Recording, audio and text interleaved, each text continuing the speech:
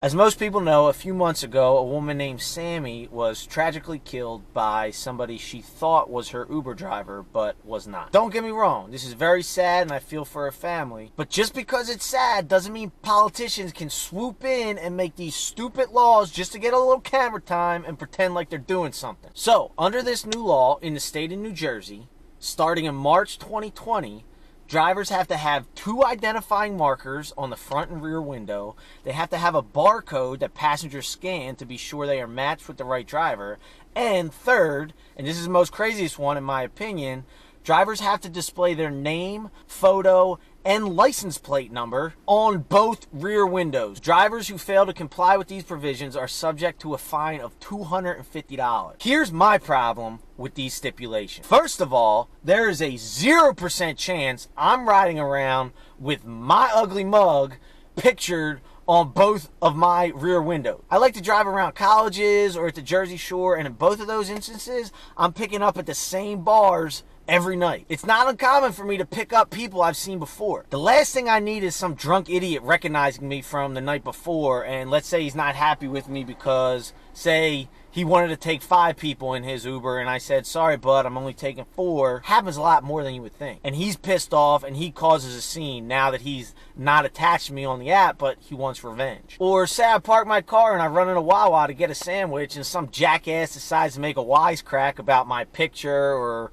my car being an Uber driver or whatever, and the next thing you know, they're messing with my car because drunk people find that stuff funny. And they think they can get away with it because, oh, it's just an Uber driver. It's just an Uber car. As far as the barcode, listen, that sounds good in theory. Don't get me wrong. But how's it work?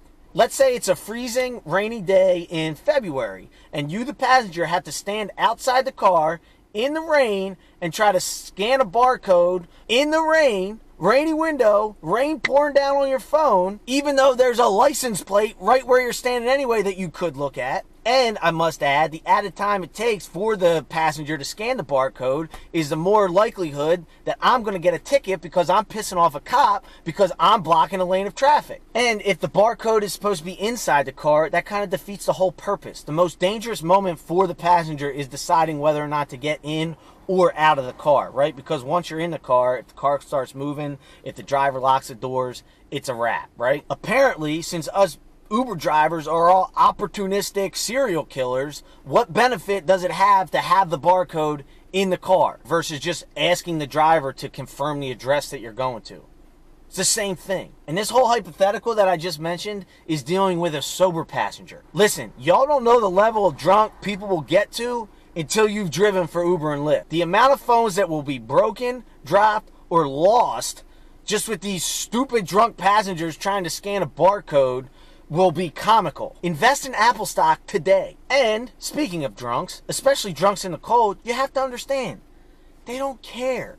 They don't care what car they get in. You don't know how many times I've been sitting in a college town or on a busy street at night and I'm not even working and I don't have stickers on my car and people get in my car thinking I'm an Uber just because I have a Honda Civic. And then when I tell them I'm not an Uber driver, it's not like they get out. They offer me cash to get them home. And I try to tell them, bro, I'm not working. I'm not an Uber driver. Get the hell away from my car. And here's what pisses me off about this whole situation. Something that I don't think anyone's talking about. And it's like, I don't know if it's like mitigating the tragedy of it or what. Like, I don't want to downplay it. Don't get me wrong. It's sad. But the guy who committed this terrible crime was not a freaking Uber driver.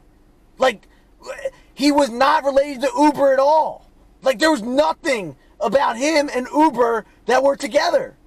He didn't even have the stickers on his car. You got to understand, this is a gig. It does work for some full-time, but for the majority, it's just a way to earn a couple extra bucks on the side part-time. And typically, it's not sustainable for the long haul. I don't think too many people are inclined to drive around with pictures of themselves and their name on their car. And honestly, I bet the hassle of putting it up and taking it down every time you wanted to sign in and off of the app is enough to make a lot of people, including me, to not do it. You're asking full-time kind of responsibility and full-time risk for part-time workers for minimum wage pay. So what's going to happen? Well, in the short term, PA drivers, New York drivers, Delaware drivers, people nearby Jersey just aren't going to accept rides to go into Jersey. If you're at the airport or the Phillies game and you're trying to get home to Jersey and I pull up, I'm just going to decline the ride.